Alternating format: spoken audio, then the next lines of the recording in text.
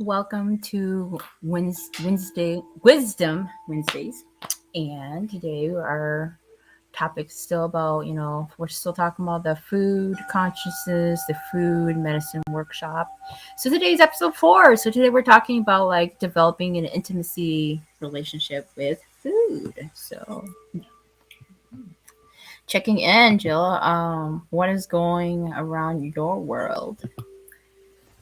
Well, eating a lot of humble pie, a lot of karma coming up for healing, a lot of voice work. Yeah, it's been an intense experience since solstice. I'm not gonna lie.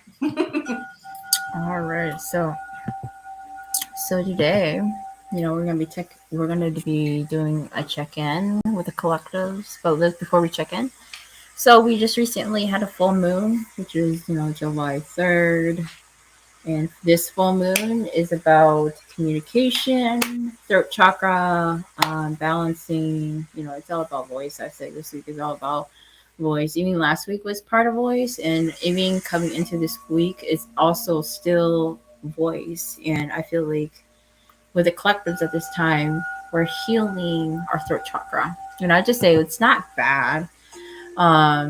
The energy this week with collectives here, I say spiritually, even those who are spiritually awakening, it's all about communication. And when I'm talking about communication, healing communication, I'm meaning like our voice. We're learning how to find balance of our voice. We're learning to shut the fuck up. Like, if you don't got something good to say, shut the fuck up. Like we're learning that not to trigger people is basically what I'm saying. We're learning not to trigger people. We're learning how to contain and control our tongues a little bit. And we're learning how to heal our tongues and healing our voice. We're learning also allowing to hear people speak and stuff like that. And when I say like it's all about throat chakra communication, this also indicates about like writing, because writing is also our throat chakra because we're expressing. So this is also about you finding your voice, you expressing, and let's say that before you struggle expressing, but then now you're having all these energies, ugly energies coming out, and these ugly energies are just clearing so you can expand your throat chakra and expression. And this also pertains to spirit throat chakra and spirit throat chakra. Like again, that's more like the spiritual awakening version of throat chakra and communication. So spirit communication. So some of us are getting these downloads of like spiritual gifts all coming in is because it's your time. And with the spiritual throat chakra, with spirit communication, that is you learning. You learn to speak to spirit, learning words. So, for example, for me this week is it's all about throat chakra, and it's also about communication. This week's communication is about spirit. Me learning to communicate with spirit, understanding the like understanding spirit, like again, not misunderstanding, but spirit, is this what you mean? So this is like, okay, we're just trying to clarify the meanings between human words and spirit, trying to put the picture together. And like, so that's my week is communication there. And my week this week is all about my karmic throat chakra. And it's kind of like, I'm going to tell you like one type of soul work I had to do this week. Abuse the power of words, not sing fuck to everybody you hate. so so that is what I call rage. Like rage. It's kind of like how like in the past you're like, fuck this person, I hate you, I wish you did. Yeah, I'm learning to say unfuck you because I feel terrible afterwards because we lash out and there's nothing to do with emotions. But I'm learning to heal that wound, which is like not lashing out. So my week about throat chakra is all about learning to word things correctly and healing with words. So we're gonna pull a card today, and today I'll be pulling a card, and it's called "What kind of throat chakra self care we need this week." So today I'm gonna pull the deck called the Sacred Self Care Oracle. This is like, I don't know if you can see it, but it's my favorite deck. Very simple. I love the color purple. So what kind of self care? Throat chakra self care as of now do we need?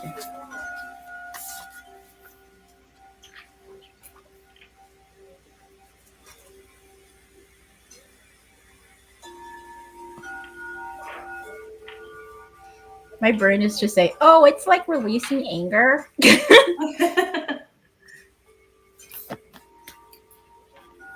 Okay. Oh yeah. Okay. So my this deck is about self care, and so it's called the Secret Self Care Oracle deck. So, what kind of self care do we need this week? As you know, for throat chakra, soak in a bath.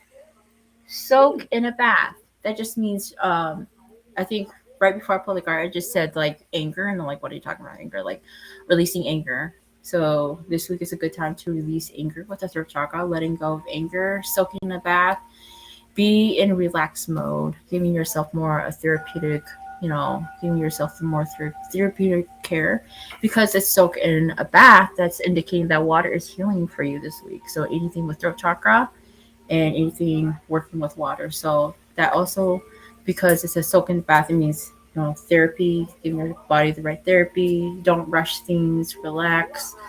I would just also indicate that hydration, because soaking in bath doesn't also mean like I'm soaking in a bath. Sometimes it's hydrating, the water's hydrating your body. So all right, are we ready? We are ready. Okay. All right. So let's just do a little recap on last week. As a part of our spiritual wealth of our health, our food and medicine and health series, we talked about food consciousness last week and how we, as our own consciousness, can be connected into the food consciousness, and how that can be have a deeper, more intimate connection, and how the consciousness of food can really help us heal and take us to the next level on our spiritual journey. Yeah, it's great. All right. So our first question is, what is an intimate relationship with food and how to develop it? So today is going to be more a discussion course between me and Jill. So, Yeah. what is an intimate relationship with food and how to develop it? Developing an interconnection with the physical and the spiritual properties of the food source. And it's not just connecting, but also having a deep, intimate relationship. So, when you're having an intimate relationship with food, it's about bonding. So bonding like mother and sister, father and son. So it's something that is something you true. It's something that you are wanting to share on a deeper level with food. So it's you and food having this deep connection, connecting, and you're bonding. And the reason you wanted to bond is why you wanted to bond is because the frequency, the vibration, the embodiment of the frequency and vibration. What about you, Jill? Well, to me, an intimate relationship with food starts with like through our senses. And so, to really take the time and to connect with it, that sensual aspect of food, the sensual relationship of food. So, like the textures, the aromas, how the food feels, how it feels as you're cutting your knife through it and preparing it. And then, of course, the energy of the food as well. And to develop the relationship with food, you might want to look at what kind of relationship you do have with your food today. And and if you are looking at making some changes with your relationship with food, take the time to allow that to happen. And an easy thing you can do is just to prepare more food at home. And it doesn't have to be fancy. It doesn't have to be all these gourmet meals. It can just be very simple and honest, like nourishing food that you connect with. And then, of course, additionally, you can just create a more of a ritual or a ceremony with your food, to create that more intimate, deeper connection with it. So there's lots you can do just by doing some, shifting behaviors. Yeah, you can probably like set intentions before you eat. I Yeah, think like like a prayer before you eat, or setting intentions even before you eat, because exactly. that's very sacred. All right, next question. How does having an intimate relationship with food benefit us? So for me, it allows us to connect on a deeper level, such as spiritually, mentally, physically, and energetically. And we don't just create a bond, but a relationship of knowing. And in wisdom words, when I'm saying knowing, it means we use these words, and we probably heard of it, fruit of knowledge, the wisdom. Knowledge comes from the food source we eat, because we're always eating food, and we're when we eat food, we're embodying that food. So that's where, so when we're eating that food and we're obtaining that wisdom and knowledge through the food source. So through the food source, information and data is circulating through the food source. So when we develop a deep, intimate relationship with food, we start co-creating. You in the food, we co-create this. I call it magnitude frequency because it's, it's getting big, it's enlarging. So this magnitude frequency, which is co-created by you in the food,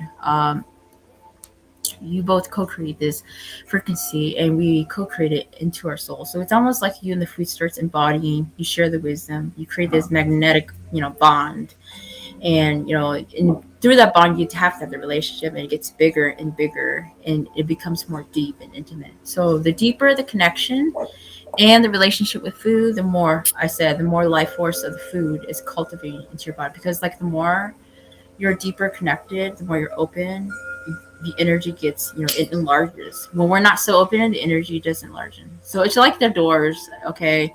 Obviously, when we're connected, the door is open, right? When we're not connected, the door is closed. So no nutrients or no energetic nutrients are coming through, even though it's like it's working physically, but it's not really going through. That, I think that pertains to when we're sick too, like medicine. But we're not talking about that today, okay? If we are not connected to food source when we eat it, it's hard to embody that wisdom into our body. What about you, Jill? Yeah, for me, it's developing an intimate relationship. Well, how does it benefit us? Well, we connect deeper into ourselves and within the earth because the food comes from the earth. So you're feeling nourished at a deeper level, a soul level through the food that is created and grown in the earth. And then with the food consciousness, when you prepare and eat food intentionally, and you create that sacredness of it, you're expanding your own consciousness as you connect in with the food consciousness, and it becomes the whole kind of paradigm shifts from like it's no longer like a way, a means to an end to like feed, like stop the hunger. It becomes more intimate, kind of ceremony of like energy. So and it can become a tool for your spiritual growth as well. So yeah, it just kind of shifts that kind of like, hey, I'm hungry, I'll just grab whatever, to hey, I really am craving, I'm feeling drawn to an apple right now. Let's that could be really good for me. Yeah. Yeah, I would just say, like, just for everyone to know, about having an intimate relationship with food. I would just say this, that everyone's probably had an intimate relationship with food, but you just don't think about it. Like Mm-hmm. you don't acknowledge it, or you think about it. I think, like, I would just say we at least had once, like one time or several times, and you probably don't know it. I'd just say, like, an example of intimate, relationship with food, which I would say is like, having a little prayer. Have you ever prayed before, like before you're eating, and just saying, like, I'm praying for this person to be healthy, or I'm praying for my food to nurture my body, or even like, or meditation before you're eating, or just like thinking before you eat, like, okay, we're just holding this sacred space before we eat. So I just say that everyone's probably had an intimate relationship with food. And even though you said, like, I've never had an intimate relationship with food, you probably had. But it's not always a big thought. It could be a small thought, just like, I'm kind of like, this is another intimate example.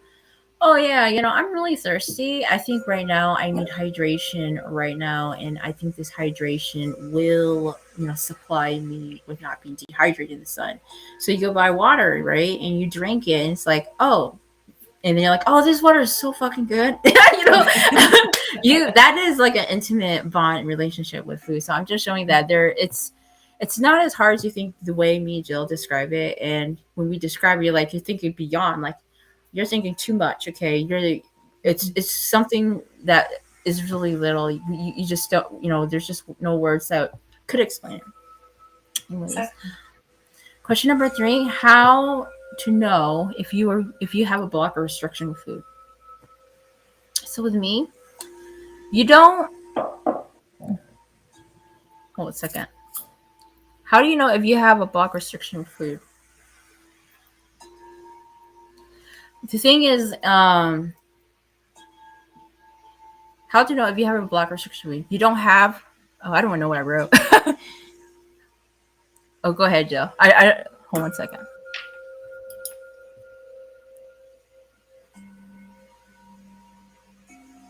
Oh yeah, no, okay. You don't have a connection at all, even if it's good for your body. So this is talking about like food, food in your body. You don't have a connection at all. So if you don't have a connection with food, or you don't have a connection with food in a particular area in your body, you begin to have this idea or concept of fear before even connecting to food. So, for example, it's like tomatoes, right? Just say like your mom's making tomatoes, and you're just like, "Mom, what's for dinner? Tomatoes." I'm not gonna connect with it. Like you don't even like it, or like because you don't even give it a chance, or to try it, or you don't get a chance to connect it, or like you ever have someone and they say like hey Maya, you gotta try this food, it's so good, you gotta try this vegetable, it's so good, and you're like, no, I don't want it, I don't want it, because you don't even want to give it a chance, you don't want to try it, you don't want to connect. Don't worry, my kids do that all the time. So that's how it's kind of like how you have a block restriction is because you don't have that connection. You don't have that connection, or you don't even want to connect it. Or sometimes it's just like like fear, like fear comes like when someone's like when they're showing you about food, like, hey, try this dish, you're like, no, no, like you don't try to connect it, or you just have, or when you see that dish and then they're like, tomatoes, and then they have all these thoughts like, no, no tomatoes, that's the concept or idea of fear coming to you even before connecting or even eating that food or even touching that food. What about you, Jill? Yeah, for me, it's like there's a whole bunch of indicators, like you said, all small, but they can, and they can be just a little subtle, but they're still there. For example, like you don't like how something is cold, or you don't like something is like warm, or you don't like how something tastes, or the texture is crunchy or soft, or I know a lot of people say, "Don't put mushrooms on my pizza." I hate them.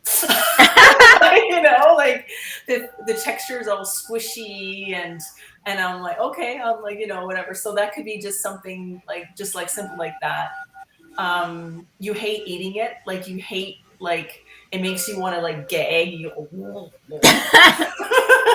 So like the peas, for example, like when peas are like dry and hard and you can't even get your fork in them because they bounce around the plate, like that's it's so funny. Or like you just get angry or sad at the thought of either like touching it or eating it. An example would be like liver or a gross kind of meat that you don't like. um, you might have like limiting beliefs about food. Like for years, I hated melons. I thought they tasted like dirt, and they're all in the fruit bowls and that you buy in the store. And like, I hate melon. I don't want melon. Gross.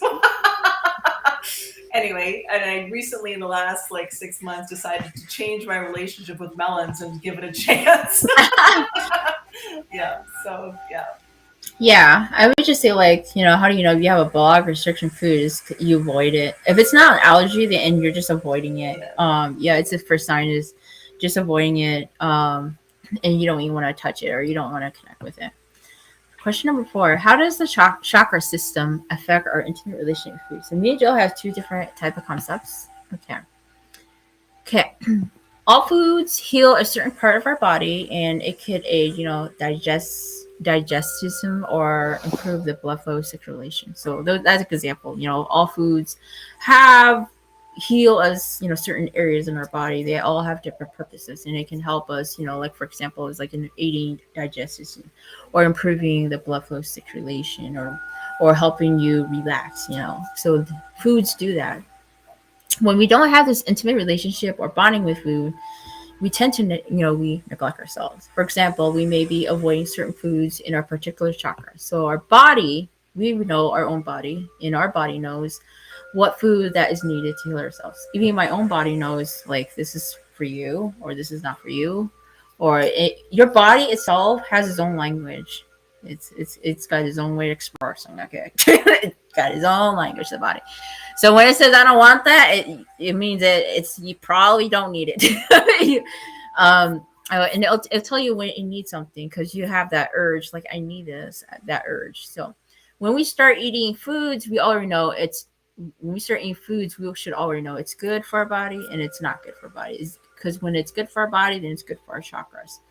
So one thing I wanted to list is, when we know it's not good for our body, right? Doctor, this is an example. Doctor says less sugar in a diet, but you choose to drink sugar. And let's just say the scenario is, you were outside, it's super hot, and instead of choosing water, you choose to drink sugar. And it's bad for the solar plexus area, and it's bad because why it's bad is because in the past you neglected foods and you overeaten the foods in the past. So because in the past, why you can't have the sugar might be because in the past, again, addiction, sugar is very addictive, and you neglected yourself. You just kept eating sugar and you kept eating sugar and sugar and drinking sugar sweets all the time, and you don't drink enough water to hydrate yourself instead. So the solar plexus, why that's happening is because the solar plexus needs a lot of restoring and healing. So sometimes when we are also addicted to other foods, we also avoid eating foods for certain chakras. Example, I know because this is me. Example would be, more citric eating, like we avoid foods for me for certain chakras. So example is eating a lot of like those citric fruits, so more citric like oranges for your body, but your stomach, but then later on your stomach has all these sharp pains, right? Or burning sensations. Or you start peeing and it's like too citrically because you ate too much fruits, or you can't like pee, instead you end up pooping, or what do you call, like those diarrhea from so much fruits or something if you eat it for a whole day. You start getting diarrhea or constipation from eating too much fruit. So in this case, what we want to do is we should eat oranges and add something to balance our stomach. So um, that's what I wanted to say about how it affects the chakra system. So meaning in chakra system, that means you're over with the oranges. You're having too much orange in your system, so an overflow of frequency flowing through. Anyway, so when we nourish the right nutrients for our chakras, our body becomes more in flow and relaxes. So we start feeling more confident. We're balanced. We can sleep well, we can poop, we can pee, and we don't have any hard stools. So that's when we nourish the right nutrients in our body. So when you're feeling like that, that means you're eating the right nutrients for your chakra system. When we neglect our bodies with food, we become irritated, angry, short tempered. We become very stressed, and like we can become violent. We can become very depressed, anxiety, and this is because of lack of nutrients in the body. This is what I call like a person who likes to eat fast food and like, I'm so angry, I need food right now. so so so again, just be mindful when it comes to eating for your body. So when I lack, for example, is for me, when I lack nutrients and my skin becomes dry, then I become and feel insecure, and I can become triggered by that too, and become triggered like, why am I, how come I didn't take care of myself? So this example is when I lack nutrients. For example, I don't drink water, and my skin becomes dry. And this is for me like a couple weeks later, like I start slacking off water, and then I'm like, why is my skin so dry? Or like, why am I so, like when I sleep, like why is my throat always dry? I'm like, oh, until your guys start saying it's because you didn't drink water and your lymph nodes. So my guys always give me this crap up. Me and my lymph nodes, like, because you're not drinking enough water, you're not hydrating yourself, so your lymph nodes are getting flared up, and your whole system is being flared. Like, so, but then when that is happening, when we lack the nutrients, and that's my example of not drinking enough water, and your body starts getting flaring up, then I become, I feel insecure. I feel insecure, like I'm not taking good care of myself, or like, oh my gosh, my skin is so dry, everyone's gonna look at me all strange, and stuff like that. Or I'm scratching, and my skin is dry and it's peeling while I'm scratching, and I can become triggered too. That's a good example. What about you, Jill? Well, for me, when I were preparing our answers, I was like, okay, well, let's just imagine like like food kind of coming into like all chakras, and I was like, well, the first thing that about food we experience is the nose and that smell, that aroma.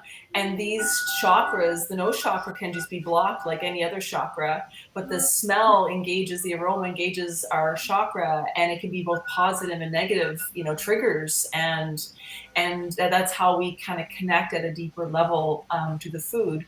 And then, of course, we bring it into the throat chakra, and we're chewing with our tongue, teeth, throat, and thyroid, and we're using this whole area here.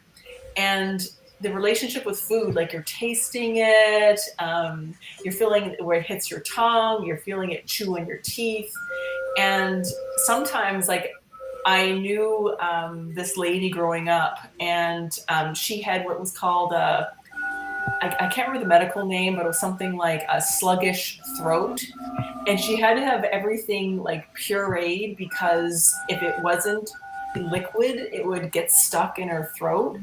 And then as I was kind of writing these answers up today, I was like, oh my gosh, like she probably has all this trauma on her, her neck and her throat. And anyway, that, these kind of things can not only, these kind of blocks, but it can also affect like our chewing and our enjoyment of the food as well. And then it hits down like the solar plexus and goes into digestion. And, sometimes the food we ingest is good for us. Sometimes the food we ingest is bad for us. And I know for me, like I love chips. I love potato chips. I love corn chips. And I have to be very careful about how much I eat of that. Food can also irritate our digestive system. And so like that small intestine, like the upper parts of our stomach is like right in next to the solar plexus. And so that, if we're eating something that's bad for us, it can restrict our power. And then when we look down at the root chakra, is where we, eliminate and we poop out of. And sometimes food, like Maya said, like blocks us up. We it totally makes hard stools or too soft stools, and we get into that diarrhea mode. But it's all about that food safety and feeling anxious and fearful, and all these emotions kind of gets lodged up in our stomach and our root as well. So yeah, the chakra system is totally engaging in every moment when we're eating that food, and we don't realize it. And because food is energy, and so are we. And so we often forget about that. Yes, yes. I was gonna say, like, if you're having a hard time, like if you're having a hard time pooping, or you just got food trapped in your intestines, just think about all the energy that's just trapped right there wonderfully. And have you ever had a good poop? Oh, Remember, yeah. have you ever done like energy work, or you were just clearing your gut or something, and then you just have that one good ass poop that comes out, and it's like, oh yeah, Oh, yeah. clear that energy out. I'm good. Yeah. It's often, I know, I always laugh. Cats. I don't know if you have ever had a cat, Maya, but when cats go to the bathroom and they have a poop, they run around the house. And and so I often like think of that when I'm feeling like, oh yeah, feeling lean, feeling mean, had the best poop. I often feel like doing doing the cat thing, dancing around the house. That's awesome. Okay, number 5. How do our belief systems affect our relationships with food? So, if this is my thing, if we believe a certain thing, then we start beginning to manifest that it's real. So our brain and mind thinks it's real, it's real, it's real. If you start believing it, then yeah, you start manifesting it, and it becomes real, because your brain and your mind think it's real. So we think it's real because we program our mind to think it's really real, or it's really happening. So when we believe it's real, we tend to neglect ourselves from food. So my example is peas, okay? We believe peas have no nutrients or any value. It's blah.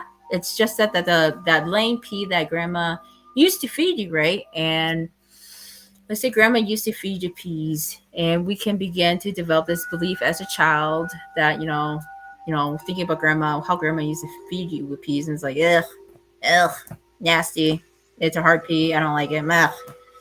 And you can, like, as you grow up, and you could think like, hey, and every time you see a pea, you just think about grandma, like, ugh, ugh, those hard peas. And it can manifest fully to adulthood to the point where you don't want to have peas anymore. You never want peas in your food. So as an adult, we can neglect these foods in our body. And in this case, the peas. And let's say the child who is now as an adult avoids peas each time, even though peas is good and it's healthy, for your body. And as an adult, you avoid the peas. So that's just an example about the belief system, how much it affects us with a relationship with food. So if we believe it or something, and especially with childhood, if something from a childhood, a belief system as a child, it could affect us when we're older about our health, because then we don't want it, we don't want to eat it. So as a child, again, I grew up with a lot of meat stuff, and as I grow older, I think about, ugh, no, no, I don't want to eat that. No, I don't want that. I don't want anything with that. And it has nothing to do with being a vegetarian. It's just that because of the belief system as a child, the belief system, and every time you self-reflect about that, something as a belief system from a child and earlier, when you get older, you don't want that anymore. But that's just an example. What about you, Jill? Yeah. So belief systems that affect the relationship with food. Well, for example, like I didn't grow up eating eggplant, and then because I wasn't exposed to it, I avoided it in the store. I was like, oh, that's weird. So, but or for example, you eat too much of something because you didn't have anything at all. Like we hardly had any chocolate as kids. And so as I became an adult, I was like, oh baby, I ate way too much chocolate. So I kind of like went over on the deep end. So it's interesting how these belief systems just kind of like appear and you're like, huh, is that's interesting. Or in the opposite way, if you eat way too much stuff, say cabbage or onions or something so much as a kid, you completely avoid it as an adult. And like I have this uncle who refuses to eat onions, and he picks them out of everything that has it. And when I asked him why, and he's like, well, I ate onions every day when I was a kid. And so I was like, okay. All right, okay. The other thing is our belief systems are shaped by the social media, the advertisements on TV, the billboards, all the advertisements. And so like they make food look so good, and they have the zoomed in of the burger with the like dripping of the this and that juices and this and that. And so all our belief systems may be shaped by those advertisements, which can be like the fast food ones especially. And it's probably we need to listen to more of our body in terms of the food that we need. And I think I said before, like the texture of food can be gross for us and we never get over that. Like, or I know a big one for people is like asparagus. Like for some people, like asparagus makes their pee smell funny, and so they completely avoid asparagus. Oh my goodness. I know. It's like I guess it's like a genetic marker or something. Like I know for me, like I love asparagus. It doesn't make my pee smell, but for some people it's a thing. So they completely avoid like, oh yeah, and cilantro tastes like soap to some people. They completely avoid cilantro. But anyway, it's kind of funny how these things, but they're really healthy for us. These are very healthy items. Anyway. Yes. Number 6, using foods to cope with emotions, grief, anger, etc., versus eating for pleasure. So most of us eat foods to cope with our emotions daily. So if you pay attention to the foods you eat, you also learn that the foods you eat provide you some type of comfort. So when you are sad, I know when I'm sad, I eat something weird. You eat something in particular to cope with those emotions. When you're happy, you make a happy meal. And when you're happy, you make a happy meal. Like, you like to spend more time making your favorite dish. So what about you, Jill? Well, for me, like the differences between, if you wanted to kind of like ask yourself, when do I know where I'm eating with pleasure or for emotions? Well, when you're eating for pleasure, there's a a presence there. Like you're intentional, you feel joy, you feel peaceful, you're grounded, you appreciate the colors, the smell, the textures, and you arrange things with care. And you appreciate the food for its beauty and its energy. Whereas when you're eating to cope with whatever kind of emotion it is, either is like there's a nervous system, your nervous system is like you're not grounded, you've got anxiousness, you kind of eat on an autopilot, you just kind of eat, you're not really paying attention, you're kind of like zoning out, and food becomes the kind of like the mask of the emotion, helps you deal with whatever's going on. And to me, that's what I've noticed in myself when I look at eating for pleasure versus eating for coping. Yeah. Yeah, I would just say like when it comes to to see if you want to know like about yourself about using food to cope with emotions like grief, anger, or even for pleasure, and just kind of pay attention. Like when you're angry, what do you go to? Like what are you eating, and what are you eating? What kind of food you're eating, or what do you always go to when you're angry or when you're in grief mode? Um, And that would why I said that would be like your comfort food, the comfort food, because you're eating it because it makes you feel good. Like for example, if you're eating something like I'm so angry, I'm just eat everything in the house, like kind of like that, just eating everything with rage. Um, anyways, so number 7, healthy versus unhealthy relationships with food. A healthy relationship with food is when you're eating for the right reasons and intentions, and that is to nourish or heal. So, example would be like, you're eating blueberries, you're eating whether it's salad, because your body knows what you need. And it could be connecting spiritually to foods, and it doesn't always have to. So, when I'm talking about healthy versus unhealthy relationship food, that doesn't always indicate spiritually or not, because that just kind of is that depends on the person. So but like I said, usually with healthy relationship, it's like you're eating it for the right reasons, you're feeling really good, and you're using it to heal and nourish. You're not abusing yourself with that food. You know that this is the right amount I need for my body. You're not overdoing it. An unhealthy relationship with food is when you're eating for the wrong reasons. So this is going to be like addictions, cravings, and urges. So when I'm talking about cravings and urges, I'm not talking about like you have one craving, so what? We're talking about like 5 cravings or even urges. So some examples is unhealthy relationships with food. Examples would be like, I know we all do it. Don't you lie. Eating 5 popsicles at the time. Like you eat one popsicle, this is so good. Eat another one, oh, this is so good, and before you know, the whole box is gone. Or with cookies, or the cookies. You eat one cookie, you're like, you eat one like this is good. You let's eat 2, 3, 4, 5 before you ate half the box. And, that's like an example. So those are like when I'm talking about like little urges. It's probably one day you eat this whole box of cookies, right? You're eating it for the wrong reason. So again, another one.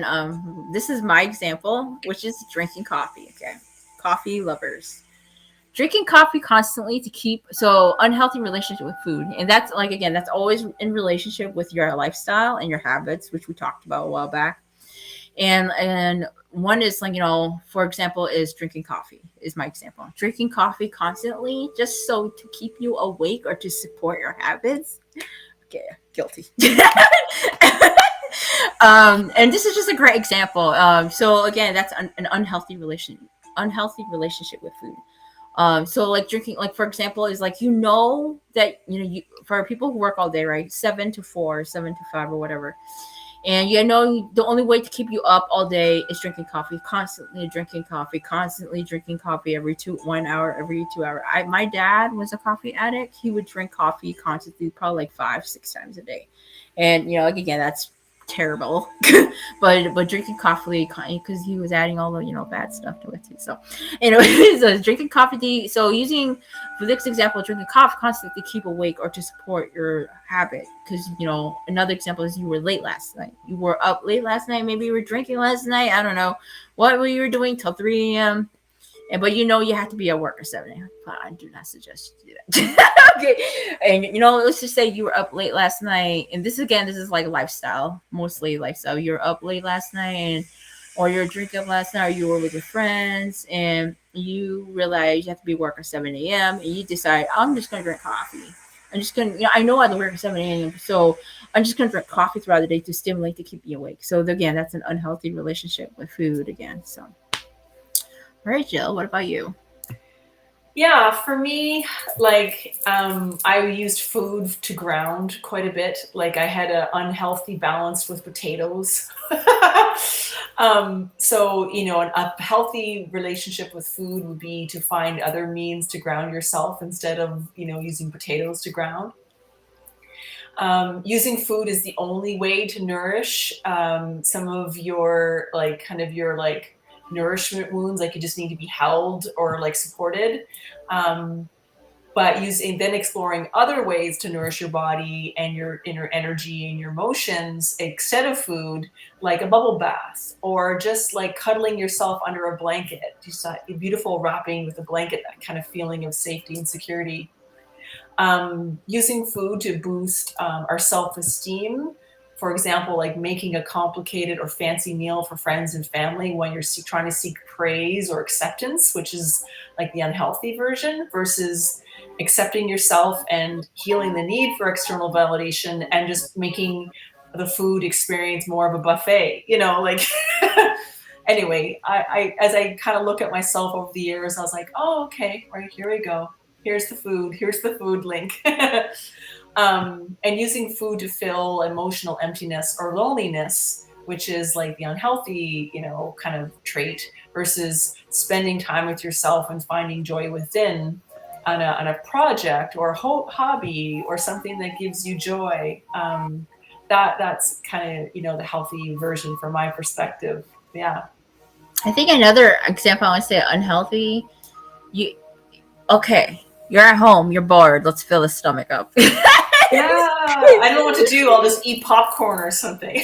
It's kind of like it's kind of like that moment like I'm kind of bored, or like you're doing something on your computer, or you like I just need to fill my belly up, and and it, like you don't need it, but you feed it, right? Like you feed the feeder. Yeah, It's exactly. kind of Yeah. like your popcorn, like you don't need it in your stomach, or like when you have that. Remember, have you ever had like a dinner meal and it's a really like big one or something, just some type of dinner, and then afterwards, you don't need the licorice, you don't need the junk food, but what do? Yeah. You stuff it in. Oh, for sure. And same things like at the movies. You could have like this, dinner and meal beforehand, but you still get the popcorn at the movie. You still do it because it's like this routine or habit. Yes. And you don't really need it. Okay. Number 8. How to heal food intimacy on a spiritual level. Healing with food intimacy, again, as I mentioned, it's about bonding and connecting. So there's the physical properties of food, and there's also, the spiritual properties of food. And my take is, it takes two to tango when it comes to food healing intimacy. And Mm. like, where the hell did you get that, Maya? Of course, us. It's like a thing, it takes two people to have sex. It's a very similar concept. It takes two to tangle when it comes to healing food intimacy, and that's your mental self and your emotional self. So your mentality and the emotional, they connect together. They both work together to bond with food. So how do we feel intimacy then? Well, it's very simple actually. If you're asking if you're thinking like how do we heal food intimacy, you're probably thinking something, an answer that's so beyond, but it's very simple. We connect, we feel, we touch the food, we embody the energy of the food, physically and spiritually. We eat the food, we give food gratitude for providing for us. Then we embody the food in our body, blah blah blah, embodying all that wisdom, food from food source, and the food source, like again, is the great fruit of knowledge, and it's given to us, and it's given to us to expand our wisdom, expand the wisdom of food, because food is giving us that wisdom, it's giving that intellect, it's giving, like I said, like it has a lot of information, all that, fruits with all that juice, that's information, that's wisdom for us, it's nourishing us. So how to heal? It's to touch and hold. It's to embrace and welcome it, and then embodying it within. So that's why I said healing food intimacy on a spiritual level. It's probably it's just about connection. Something. It's not really hard. It's just connecting and bonding. Yeah. For me, it's very much similar. It's like when you recognize you're avoiding or scared or dislike something, just kind of acknowledging and so, okay, yeah, and then go, all right, so maybe my tastes have changed, since I was a kid, kind of surrendering to at least those blocks and letting them go. And if there is food trauma there, for example, like or there's some wounds there with the heart, and there's something a little deeper, then just be gentle, just be gentle, create that safe and loving space for the intimacy. Create, like, if you're trying to change your diet and you're not sure about this whole thing, like, give yourself time to transition. Use your head to figure out like what you need, and use your heart, like use your heart to like open the space for love and gentleness, and just give yourself the encouragement to make the changes that you need. And so I think it's just being soft with yourself, and just being kind of present with where you're at. Definitely, definitely, yeah, yeah, yeah. Healing food intimacy, on a spiritual level. Like again, just recapping. It's just like bonding, connecting. I think like everyone has had, food, have worked with food intimacy.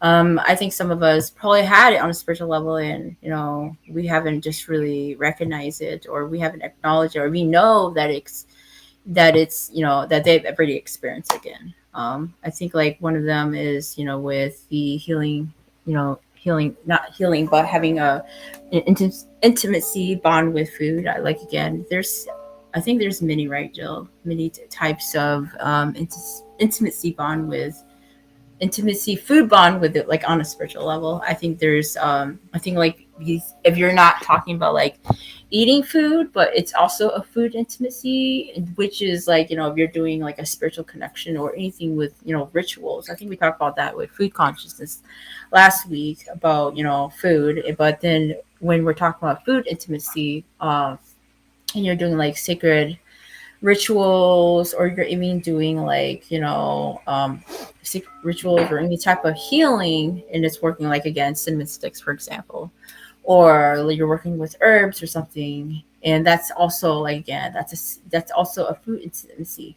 But having food intimacy doesn't always indicate we're talking about the ones that we're not eating it, right? We're not eating it, but we're bonding with that food energy, we're bonding with the food frequency, the food consciousness frequency. But when we're talking about food intimacy on a spiritual level, we're connecting with the energy, the food energy, which is like, again, let's say it's bay leaves or it's cinnamon, but it's on a spiritual level, and you're connecting it through the spiritual level. But it's a sacred bonding, because you're still bonding, you're still connecting with it, and when you're bonding, connecting with it, you're like, you're not consuming it, but that frequency is surrounding you. And when we're doing like rituals, we're using that frequency of that food, and we're using the frequency of the herb or the food, and we're creating a spiritual connection also, which is like, perhaps you're doing a spiritual, like, for example, solstice, right? Me and Jill, okay, we're gonna tell about our solstice bowl since we're on the food. Yeah, yeah. So me and Jill, we made these bowls, right? And we put like water in the bowl, and then we put like a bunch of like herbs, not just herbs, but like flowers, and setting intentions. And that's what we called an intimate food connection, intimate food bonding. So like, again, it's not always physical. So there's one where we're physically embodying it. So the one where we're physically embodying it, we're eating that. So we're embodying that wisdom. We want it to be part of our frequency. We want it to be in our blood. We want it to circulate with, our flesh and our spirit. But then there's the, again, the other one, which is we're creating this bonding with food intimacy, but it's not like eating it, but we're using that frequency in a different way. So we're using it for like protection. We're using it to, guide us. We're using it in a different way. And because we're not really focusing on embodying that. If we were to do like, if we were to do something really sacred, no, this is an example. I don't know. I have like so many like, I've done so many stuff. So if we were kind of like, let's say like, for example, me and Jill, where we made like this stew and we put like, let's say like we made this stew. I don't know what kind of stew. Okay, I don't know. And we decided to put cinnamon sticks, right? And we're boiling it in the soup. And then we were like, say we were eating the soup and we're taking the cinnamon sticks and we're creating this frequency and we're putting it in our bowl, right? In this water bowl for our ritual. Then that is what we call embodying. We're embodying it because we're drinking it. We're, feeding it to our body. But then we're also using what we boiled, which is like the cinnamon sticks in the stew, or even this, the stew. I would not recommend the stew, but like just say we're taking the cinnamon sticks out and we're using it for the ritual, which is like, I'm eating and embodying this frequency of this cinnamon stick, but I'm also using the cinnamon stick as a frequency to ground and shield me or for my ritual. And then when you're done with the ritual, then you just bury it or you give it back to the earth, which is ground to the earth. You can either bury it when the waters, put on the soil, whatever.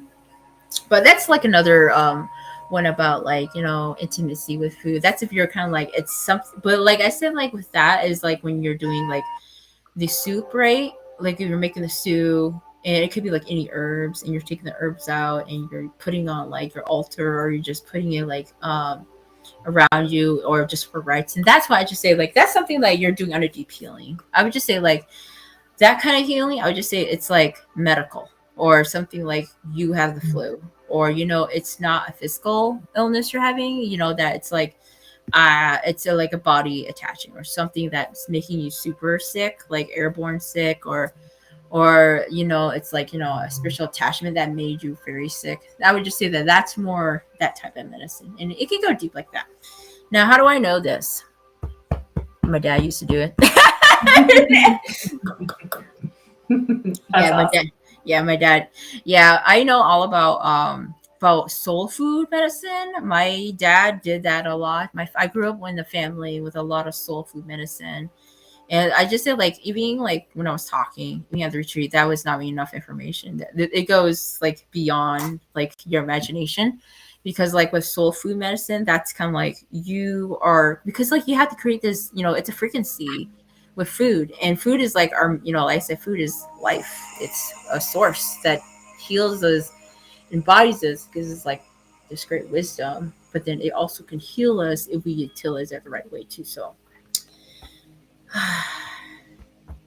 All right. So what's Awesome. next? What's next week? Next week, we're talking about food well-being, how to grounding safety and security with food and the energies of food. So yeah, it's going to be a good one.